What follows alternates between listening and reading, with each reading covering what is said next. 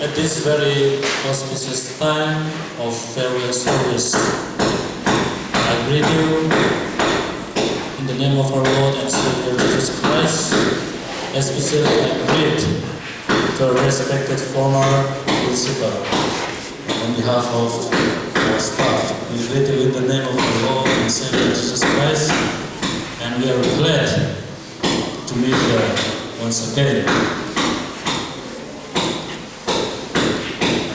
First of all, shall we read the holy words of God, which is taken from the book of Ecclesiastes, chapter 3.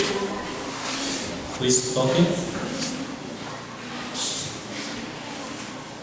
Chapter 3, from verse 1. The book of Ecclesiastes.